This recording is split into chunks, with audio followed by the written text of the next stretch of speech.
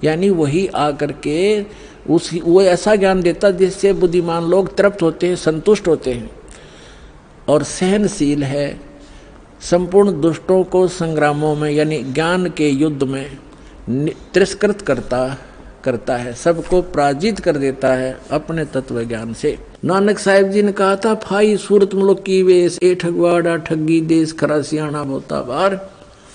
लोगों ये धानक रूप रहा करतार। देखो ये धानक रूप, ये दुल्हा रूप में बैठा है ये भगवान, ये भगवान।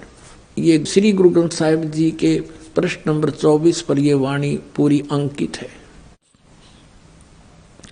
गुरु ग्रंथ साहिब के 721 पृष्ठ पर कहा है कि एक अर्ज गुप्तन पेश तोदर कून करतार, हक्का कबीर करीम तू बे ए परवरदिगार।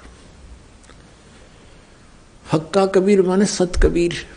भाई बाले वाली जन्म साखी, भाई चतर सिंह जीवन सिंह अमृतसर तक, भाई बाले वाली श्री गुरु नानक देव जी की जन्म साखी, ये यहाँ से छपी अमृतसर से। ये इधर भी देखेंगे, यहाँ पृष्ठ नंबर 197 पे काजी रुकन दीन सूरा था, उसके साथ वार्ता हो रही है नानक जी की। नानक आखे रुकन दीन सच्चा सुनो जवाब, चारों कूट सलाम कर ता तू ही होए सवाब। अब 198 पे कहते हैं, खालक आदम सिरजिया आलम बड़ा कबीर, और कायम दायम कुदरती सिर पीरां दे पीर।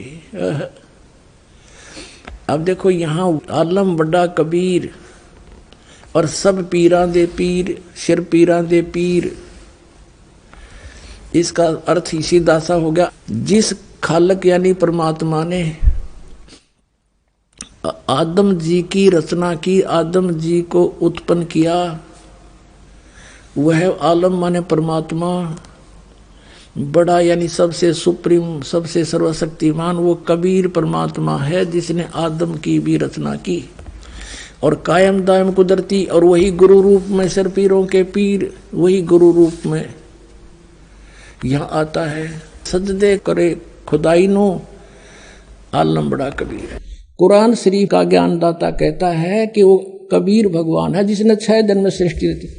ये कुरान शरीफ है, पवित्र कुरान शरीफ, और इसके विषय में लिखा है। कुरान शरीफ से अनुवानी संस्करण, प्रकाशक हैं लखनऊ किताबघर, मौसम बाग, सीतापुर रोड, लखनऊ, यहाँ से छपा। अब हम इसके सूरत फुरकानी 25 पर आते हैं। ये देखिएगा, ये सूरत कुरान शरीफ है और सुरतुल फुरकानी, इसको सूरत बोलते हैं, सुरतुल फुरकानी यानी सूरत फुरकानी 25। अब इसमें यहां से देखेंगे, ये देखिएगा, ये 52 नंबर आयत है। 51 यहां समाप्त होती है, ये 52 शुरू होती है।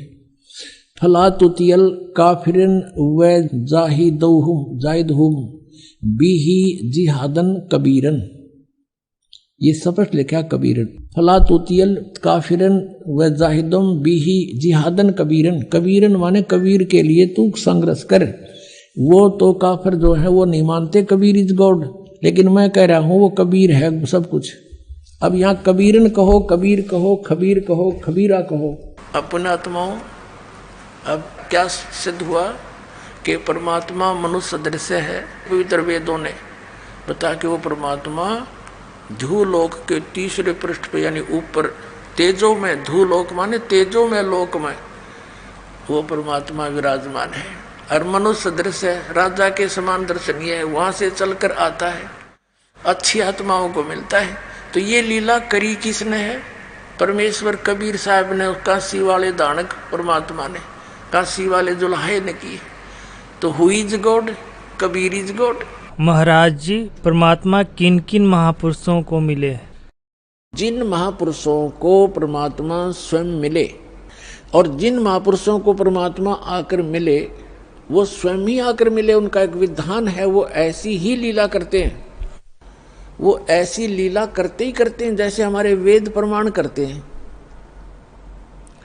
ऋग्वेद मंडल नंबर 9 सूक्त 86 मंत्र 26 और 27 में, ऋग्वेद मंडल नंबर 9 सूक्त 82 मंत्र 1, 2, 3 में ऋग्वेद मंडल नंबर 9 सूक्त चमन मंत्र 3 में, ऋग्वेद मंडल नंबर 9 और सूक्त 94 के मंत्र 1 में, ऋग्वेद मंडल नंबर 9 सूक्त 95 के मंत्र नंबर 2 में, ऋग्वेद मंडल नंबर 9 सूक्त 96 के 96 के 16 से मंत्र 16 से लेकर 20 में, ऋग्वेद मंडल नंबर 9 सूक्त 20 के मंत्र 1 में, ऋग्वेद मंडल नंबर 9 सूक्त 1 मंत्र 8 और 9 में। और भी अनेक स्थानों पर यह प्रत्यक्ष प्रमाण है कि परमात्मा ऊपर रहता है सतलोक में, तेजो में, लोक में, धाम में। वो एक पृथ्वी है जो स्वप्रकाशित है, वहां परमात्मा एक राजा के समान विराजमान है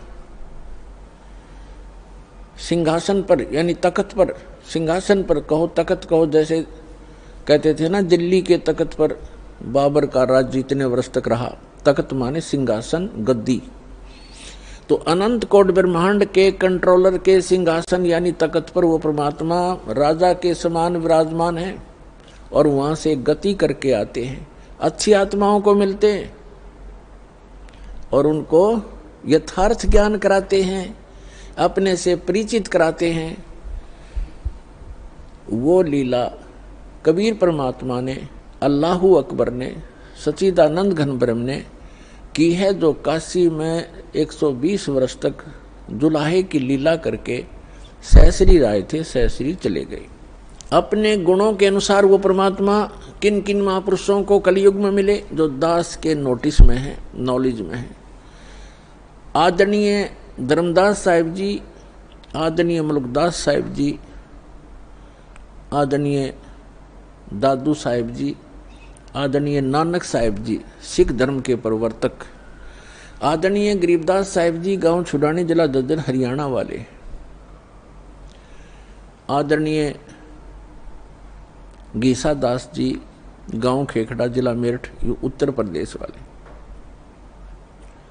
आदरणीय स्वामी रामानंद जी बनारस वाले, काशी वाले। इन महापुरुषों को वो परमात्मा अपनी लीला अनुसार, अपने गुणानुसार मिले और इनको सचखंड लेकर गए। धर्मदास जी को जब सचखंड लेकर गए, 3 दिन तक वो अचेत रहे, 3 दिन और 3 रात। ऐसे ही मुल्कदास जी को लेकर गए, वो भी 3 दिन तक अचेत रहे। ऐसे ही नानक जी को लेकर गए, सिख धर्म के प्रवर्तक को, 3 दिन तक वो लापता रहे। उनका शरीर कहीं जंगल में रख दिया, उनकी आत्मा को लेकर परमात्मा सचखंड गए। तीसरे दिन उनको वापस छोड़ा। वहाँ के उपस्थित व्यक्तियों ने सोच लिया था कि ये बेई नदी के अंदर जल में डूब गए हैं नानक जी, क्योंकि डुबकी लगाकर पानी से बाहर नहीं आए थे, स्नान करने के लिए डुबकी लगाई थी, वहाँ से अंतर्ध्यान हो गए थे। इसी प्रकार आदरणीय दादू साहिब जी को परमात्मा लेकर गए थे, 3 दिन तक वो भी अचेत रहे थे, 3 दिन 3 रात। और तीसरे दिन फिर आकर के परमात्मा ने उनकी आत्मा वापस डाल दी थी, वो सचेत हो गए थे। उसके बाद आदरणीय गरीबदास साहिब जी को भी परमात्मा दिन के 10 बजे मिले थे, खेतों में, जंगल में गौ चरा रहे थे वहां पर, तो वहां से लेकर गए थे और उनको उसी दिन शाम को देर रात तक वापस छोड़ दिया था। उनको मृत जान करके चिता पर रख दिया गया था। चिता प्रज्वलित करने से पहले ही परमात्मा ने उनकी आत्मा को प्रवेश कर दिया बॉडी में और एकदम वो खड़े हो गए। इसी प्रकार आदरणीय गीसा दास साहिब जी भी 3 दिन और 3 रात तक ऐसे ही अचेत रहे थे और तीसरे दिन परमात्मा ने उनकी आत्मा को छोड़ा था। तो इसी प्रकार रामानंद जी भी कुछ घंटों तक ही परमात्मा के साथ ऊपर रहे थे, 5-6 घंटा, और फिर उनकी आत्मा को जो वापस छोड़ा तो वो परमात्मा के गवाह बने, साक्षी बने। तो पुण्यात्माओं, उनमें से आदरणीय गरीबदास साहिब जी गांव छुड़ानी जिला झज्जर वाले, इनको परमेश्वर ने अपना यथार्थ ज्ञान पुनः दिया। वैसे तो अन्य महापुरुषों को भी बताया, लेकिन उस समय की वाणी जो है बीच में थोड़ी बहुत कोई रह जानी थी, इधर उधर पूरी संग्रहित नहीं हो पानी थी। तो गरीबदास जी के रूप में परमात्मा ने उस प्यारी आत्मा के माध्यम से अपना कंप्लीट ज्ञान दिया। और एक गोपाल दास नाम के एक दादूपंथी संत ने वो लिखी और गरीबदास जी बोला करते थे। ऐसे ही धर्मदास साहिब जी ने लिखी थी, परमेश्वर कबीर जी बोला करते थे। लेकिन इतने समय गुजर जाने के बाद उसमें मिलावट हो जाना स्वाभाविक था, इसलिए परमात्मा ने आदरणीय गरीबदास साहिब जी के द्वारा अपना यथार्थ ज्ञान पुनः प्रकट करवाया। और इसका प्रमाण उन्होंने पहले ही बोला था कि 12वां पंथ गरीबदास पंथ होगा और गरीबदास पंथ गरीबदास जी के माध्यम से मेरी वाणी पुनः प्रकट होगी, प्रकाश होगा। तो गरीबदास जी ने बताया है, हम सुल्तानी नानक तारे दादू को उपदेश दिया, जात जुलाहा भेद न पाया यो काशी महे कबीर हुआ। गरीबदास साहिब जी कह रहे हैं कि हम इंक्लूडिंग मी यानी गरीबदास सहित नानक जी को, अब्राहिम सुल्तान अधम को और दादू जी को कहते हैं। गरीबदास साहिब जी कह रहे हम सबको पार किया। किसने? परमात्मा कबीर जी ने। और कौन है वो कबीर जी? जो धानक रूप में, जो लाहे रूप में काशी में 120 वर्ष तक रहे थे। वो परम अक्षर ब्रह्म, वो सत्य पुरुष, वो अकाल मूर्त हैं, वो शब्द स्वरूपी राम है। हम सुल्तानी नानक तारे दादू को उपदेश दिया, जात जुलाहा भेद न पाया वो काशी महे कबीर हुआ। अनंत कोटि ब्रह्मांड का एक रति नहीं भारे, सतगुरु पुरुष कबीर हैं कुल के सिरजनहार। आदरणीय नानक साहिब जी ने कहा, जो गुरु ग्रंथ साहिब के पृष्ठ नंबर 24 पर अंकित है वाणी कि एक सवान दुई सवानी नाल भलके भोकाई सदा बिहार, कूड़ छुड़ा झूठा मरदार ये धानक रूप रहा करतार। तेरा एक नाम तारे संसार में ए हो आस ए है आधार, और धानक रूप रहा करतार। फाई सूरत मलुकी वेश ए ठगवाड़ा ठगी देश, खरा सियाणा भोता भारी ये धानक रूप रहा करतार। परमात्मा सचखंड में लेकर गए आदरणीय नानक साहिब जी को। फिर परमेश्वर ने उनको बेई नदी के किनारे वापस छोड़ दिया सहशरीर। तो उसके बाद परमात्मा ने सचखंड में कहा था कि मैं काशी में रहता हूँ, जुलाहे का काम, दानक का काम करता हूँ और सतनाम दूंगा, वहाँ आ जाना। सतनाम से मोक्ष होगा बच्चा, और कोई तरीका नहीं। तो नानक साहिब जी एक सुल्तानपुर शहर में एक नवाब के यहाँ मोदी खाने में नौकरी करते थे। वो नौकरी त्याग दी, सच्ची सरकार की नौकरी के लिए चल पड़े। बनारस में पहुंचे, जब देखा जो सचखंड में देखी थी जो सूरत, और वो देखा वहाँ एक जुलाहे के रूप में कपड़ा बुनते हुए, तब कहा था फाई सूरत मुल्क की वेश ए ठगवाड़ा ठगी देश, खरा सियाणा बहुता बार ये धानक रूप रहा करता रहे। कहा था ये बोली आत्माओं, देखो ये लोगों आओ, ये अपने आप को छुपाए बैठा है, ये ठग है, ये ठगवाड़ा है। प्यार में रो रो कर कह रहे थे, ये बैठा धानक रूप रहा करता और धानक रूप रहा करता। इसी प्रकार दादू साहिब जी ने कहा है कि जिन मुख को निज नाम दिया सोए सतगुर हमार, दादू दूसरा कोई नहीं ये कबीर सिरजनहार। और मुल्कदास जी ने कहा था, जपोरे मन साहेब नाम कबीर, जपोरे मन परमेश्वर नाम कबीर। और फिर कहा है कि दास मलोक सलूक कहत है, खोजो खसम कबीर, जपोरे मन परमेश्वर नाम कबीर। काफी लंबा प्रकरण है, लेकिन हम थोड़ा थोड़ा आपको प्रमाण दे रहे हैं।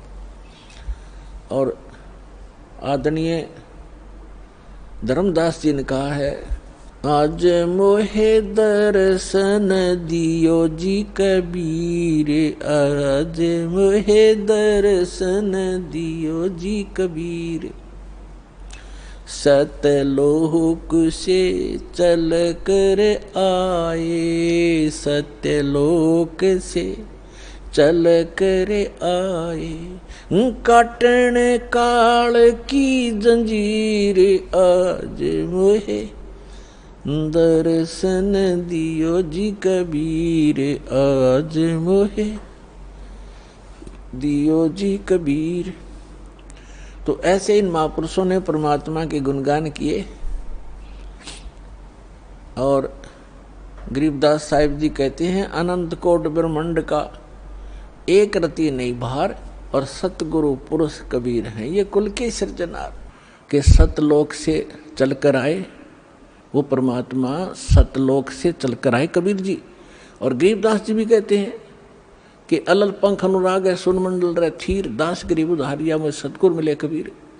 और अजब नगर में ले गए हमको सतगुरु आने। धर्मदास जी कहते हैं, अमर लोक से सतलोक से चलकर आए, काटन यम की जंजीर। मुलुकदास जी भी कहते हैं कि अमर लोक से चलकर आए, काटन यम की जंजीर। तो इसी प्रकार सभी महापुरुषों ने जिनको परमात्मा मिले हैं, रामानंद जी ने कहा कि दो ठौर है एक तू, भया एक से दो। और गरीबदास हमकार ने तुम आए हो मगजो, वहाँ से चल कर आए हो। मगजो माने वो सफ़र तय करके आए हो, इतना लंबा हमारे लिए आए हो। अपुणात्माओं, ये तो स्पष्ट हो गया, कबीर इज गॉड।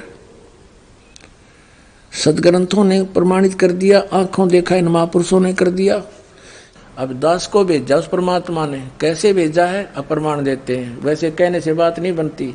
यही कबीर सागर है जिसमें परमात्मा कबीर जी स्वयं अपने पुत्र जोगजीत का ज्ञानी, कभी जोगजीत रूप, उसी को ज्ञानी भी कहते हैं। तो क्या बताते हैं, जब जोगजीत का रूप धारण करके ये कभी ज्ञानी रूप धारण कर लेते हैं अपने पुत्र का, आप स्वयं ही आते हैं वो परमात्मा।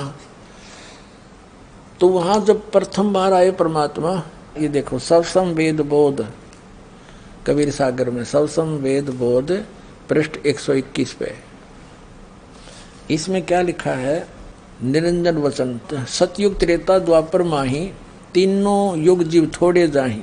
अब परमात्मा के साथ जो गोष्ठी हुई थी उसका अंश दिखाता हूँ थोड़ा सा। और चौथा युग जब कलयुग आई, तब तब शरण जीव बहु जाई, ऐसा वचन हरि मोय दीजय, तब संसार गमन तुम कीजय। अब परमात्मा ज्ञानी वचन रूप बदल का रहे थे मालिक, ज्ञानी रूप में स्वयं कबीर साहब पूर्ण परमात्मा। अरे काल परपंच पसारा, तीनों युग जीव दुख डारा, जीवन दुख डारा। बिनती तोड़ लीनी में मानी, मोके ठगे काल अभिमानी। चौथा युग जब कलयुग आई, तब हम अपना वंश पठाएंगे हम अपना वंश। और काल पंथ छूटे नर लोई, काल के फंद से सब छूटेंगे नर नारी। सकल सृष्टि परवानिक होई, पूरा विश्व इस नाम का उपदेशी होगा, दीक्षित होगा। फिर घर घर देखो बोध विचारा, घर घर देखो बोध विचारा, सतनाम सब ठोर उचारा। इस सतनाम का सब जगह उच्चारण होगा, नाम जाप सबको बताया जाएगा। और 5505 जब ये वचन होगा साचा, कलयुग बीत जाए जब एता, सब जीव परम पुरुष पद चेता। ओए होए होए, हे मालिक। अब स्पष्ट कर दिया परमेश्वर कबीर जी ने कि धर्मदास, मेरी उसकी वार्ता हुई थी, तब मैंने ये जो आज मैं बोल रहा हूँ ना, अपना वंश भेजूंगा, सबको पूरा विश्व नाम लेगा, इस सतनाम का जाप किया करेंगे और सतयुग जैसा माहौल बनेगा ऐसा। तो ये मेरे वचन धर्मदास, जब युग कलयुग 5505 बीत जाएगा तब सच्चे होंगे। तब धर्मदास जी ने कहा, परमात्मा आपने उसको वचन दे दिया, और ठीक है बाप कलयुग में आ भी गए चौथी बार। परमात्मा ने कहा चारों युगों में आया हूँ मैं, लेकिन उस समय मैं बहुत कम जीवों को समझाया। अब कलयुग में धर्मदास मैं सबको पार करूंगा, जो इस नाम को ग्रहण कर लेगा और मेरे ज्ञान को मान लेगा। तब इस काल ने क्या कहा था वहां पर कि जाओ जोग जीत संसारा, जीव न माने कहा तुम्हारा। कहते हैं तेरे नाम से मैं 12 पंथ चलाऊंगा, 12 पंथ करूं मैं साजा, नाम तुम्हारा ले करूं आवाजा। इन 12 पंथ नाम जो ले वो हमारे मुख में आन सबोई, और अनेक पंथ चलाऊं या विद जीवों को भरमाऊं। जाओ जोग जीत संसारा, जीव न माने कहा तुम्हारा।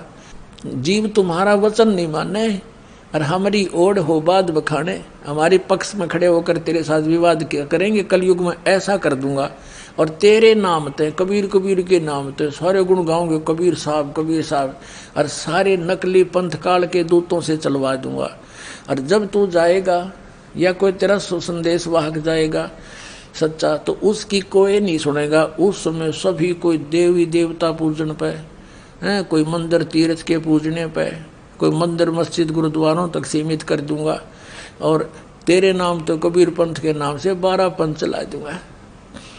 तब कबीर साहब ने सारा कुछ बताया धर्मदास जी को। धर्मदास जी चिंतित हो गए हैं कि हे परमात्मा, एक तरफ तो आप कह रहे हो कि मेरे वंशों को आप पार करोगे, मेरे वंशजों को।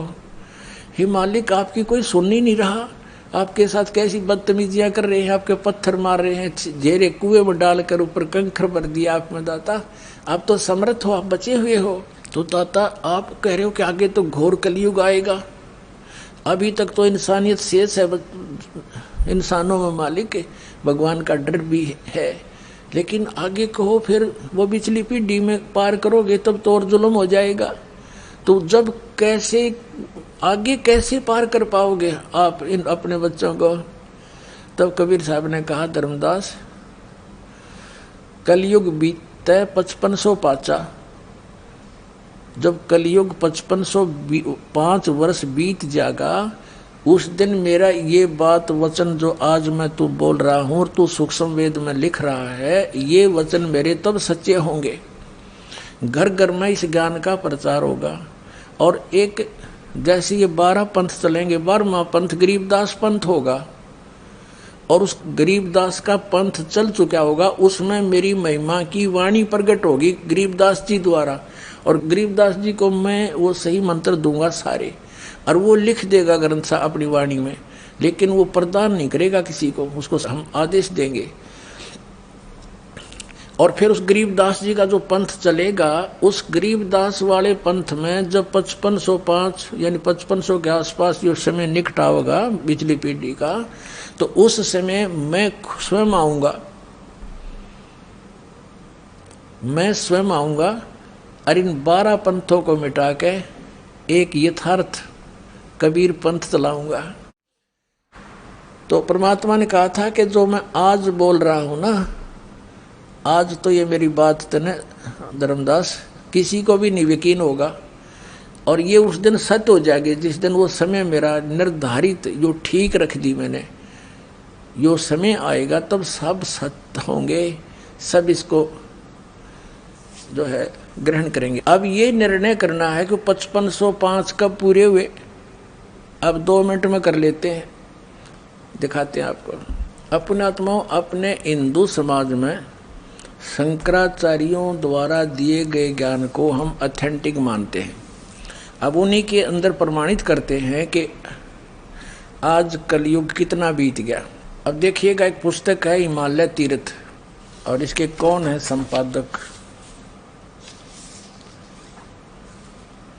JP नंबूरी, उप मुख्य कार्य अधिकारी, श्री बद्रीनाथ केदारनाथ मंदिर समिति।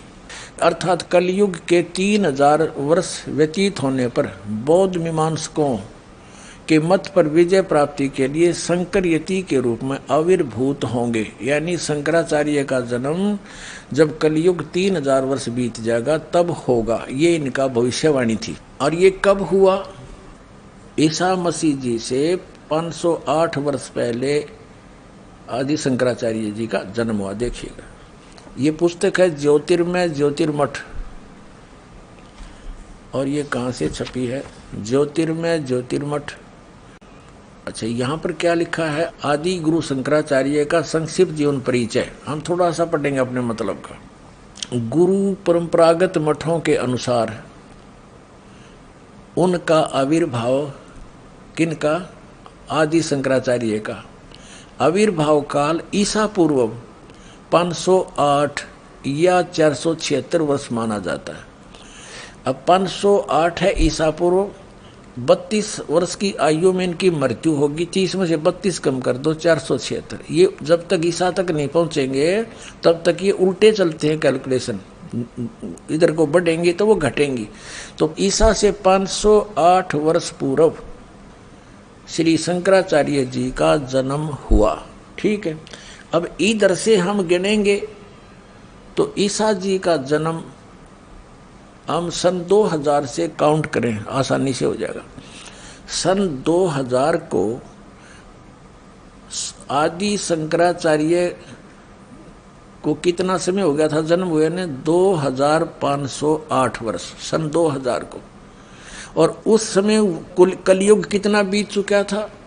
इन्हीं के उस ज्योतिर्मठ पुस्तक के आधार से उसमें ऊपर से गिनेंगे तो 3000 वर्ष कलयुग बीत चुका था। और जब उनका जन्म हुआ तो अब से गिने तो उस समय को जब 3000 वर्ष कलयुग बीत गया था, सन 2000 से गिने तो 2508 वर्ष वो जोड़ दें उसमें, तो 2000 सन 2000 को योग कलयुग कितना बीत गया था? 5508 वर्ष। अब हम 5505 खोजेंगे, वो कद पूरा हुआ। अब 5505 कलयुग कब पूरा होता है? तो सन 2000 को, तो 5508 बीत गया कलयुग। अब 3 पीछे चले जाओ, 1997 में 5505 वर्ष कलयुग बीत चुका था, यानी 5505 आ गया में, सोच लो कलयुग। तो अब वो 5505 1997 का फिर क्या रहस्य है? परमात्मा इस दास को फाल्गुन सुदी एकम सन 1997 मार्च में इस दास को कबीर परमात्मा मिले थे। उन्होंने कहा था कि बेटा अब वो समय आ गया है, डिस्क्लोज कर दे इस पूरे प्रोसेस को। बोलो सतगुरुदेव।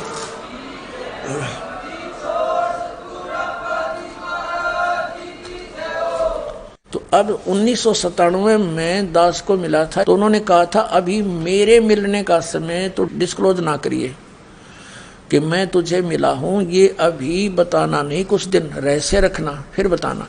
सन 2005 में इस दास ने एक पुस्तक लिखी थी, भक्ति और भगवान।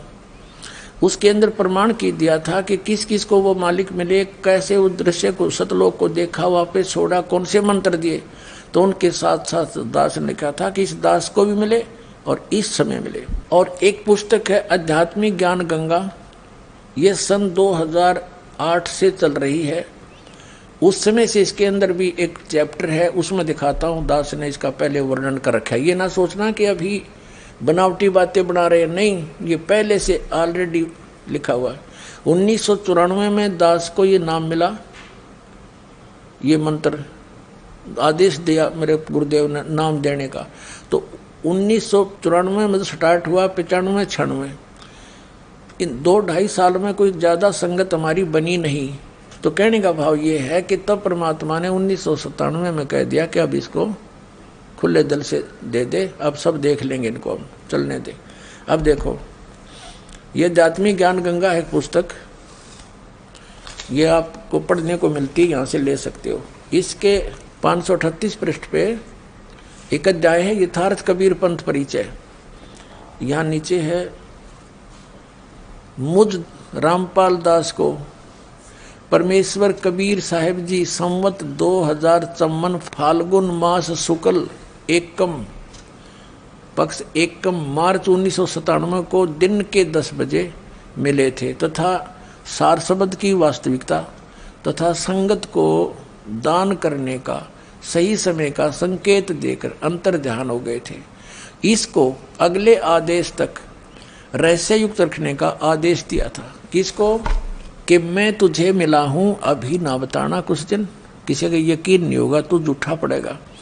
तो दास ने फिर लिख दिया, फिर आगे लिख दिया, विशेष किसी को दस बताया नहीं, लेकिन ये आज क्लियर होना था 2012 में। इसमें डूंडा पाटेगा, पूरे विश्व में तहलका मचेगा, सत्य एक ही रह जाए कबीर भगवान का। पुण्यात्माओं त्यागो उनको, और इतने प्रमाण दे दिए, दास को भेज रखा परमपिता ने खुल्लम खुल्ला कहा, ये दास पूरी पृथ्वी पर ज्ञान नहीं जो इस दास के पास है, और अपना कल्याण कराओ। बोलो सतगुरुदेव।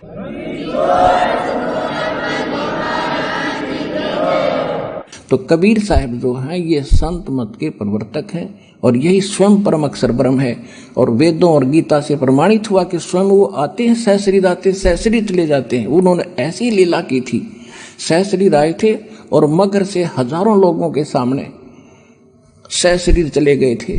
और यही वेद बताते हैं, सहशरीर आते हैं, अच्छी आत्माओं को मिलते हैं, उनको ज्ञान सुनाते हैं, और वो ज्ञान तत्व ज्ञान होता है। और वो ज्ञान इस दास के पास आज विद्यमान है। अपना कल्याण करवाओ और चलो सतलोक चलेंगे, सदा के लिए सुखी हो जाएंगे। पुण्यात्माओं, आज चाहे कोई ज्ञान से आ गया और चाहे कोई दुखी होकर आ गया, यहाँ पर जो आज कोई संकट निवारण के लिए आया है, तो वो संकट आपके लिए वरदान सिद्ध हो गया, और इससे आपका संकट भी दूर होगा और आपकी मुक्ति भी होगी। ये गिर पड़े रहे शरण में। तो अब किसी का भ्रम ना रहना चाहिए।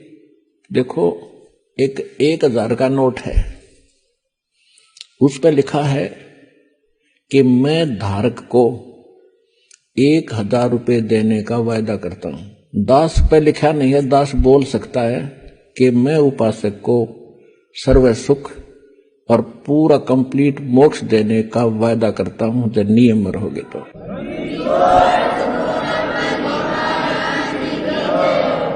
ऐसे प्रत्यक्ष प्रमाण दिखा दिए, ऐसा भगवान है, ये उसका विधान है, इस भक्ति से भगवान प्राप्ति होगी। ये वेदों में प्रमाण, ये गीता जी में प्रमाण, ये उन महापुरुषों की वाणी में प्रमाण जिन्होंने भगवान पाया है।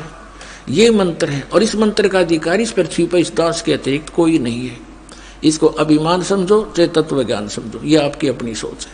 तो पुण्यात्माओं, अब मोक्ष होगा आपका, क्योंकि जो परमात्मा की शरण में यहाँ आ जाएंगे, मोक्ष गारंटीड है। और यहाँ रहोगे इतना ठाठम ठाठ, ये सारे सुख देगा आपको जो आवश्यक होंगे, आपकी उम्र बढ़ाएगा, आपके रोग नाश करेगा,